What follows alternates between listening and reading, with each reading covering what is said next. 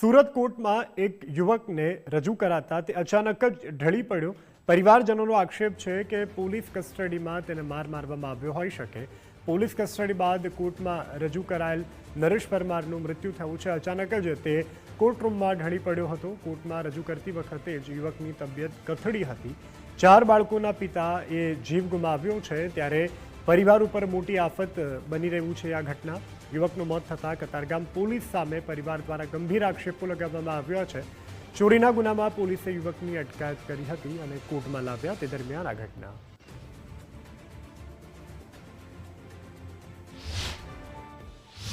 Katargam police લઈ ગઈ હતી, રાતે 10-11 વાગે લેવા આવ્યા હતા।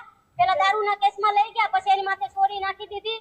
પછી એની તબિયત ખરાબ હતી, 3 દિવસ સુધી એને રિમાન્ડમાં રાખ્યો। અમે લોકોએ કીધું એને દવા આપી દેવા દો, એને હોસ્પિટલ લઈ જાઓ, તમે એને મારામારી કરો માં, એની તબિયત બહુ ખરાબ। પણ પોલીસ વાળા માયના જ નહીં, મુલાકાતે ન કરવા દીધા, અમારા સામે એમ જ મારતા હતા। પછી આજે કોર્ટમાં હાજર કરવાના હતા ને, તો કોર્ટમાં પણ એ છડતો નતો કે પેલા મને હોસ્પિટલ લઈ જાઓ, મારી તબિયત બહુ ખરાબ થઈ ગઈ છે।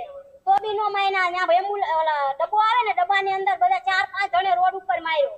એ તમારે એનો બધું ચેક બોલો આવે ને વિડિયો, એ બી તમને તા પોલીસ સ્ટેશનમાં મળે। હા, એ બી રોડ નું મળી જશે, કેમ કે તા કતારગામ પોલીસ સ્ટેશનની સામે જેવું કર્યું છે। આ ડબ્બો આવે ને એમાં અહીંયા કોર્ટમાં હાજર કરવા લાવતા હતા। આરોપી નામે નરેશભાઈ માધુભાઈ પરમાર કે જે કામરેજ વાવ ખાતેના રહેવાસી છે અને કતારગામ પોલીસ સ્ટેશન હદ વિસ્તારમાં સને 2025ના વર્ષમાં દાખલ થયેલ રિક્ષામાં ચેઇન સ્નેચિંગના ગુનામાં એ વોન્ટેડ આરોપી હતા, જેની કતારગામ પોલીસે ગઈકાલે સાંજના સમયે આ ગુનાના કામે ધરપકડ કરેલી અને આજરોજ બપોરના 3 વાગ્યાના અરસામાં નામદાર કોર્ટમાં રજૂ કરેલ।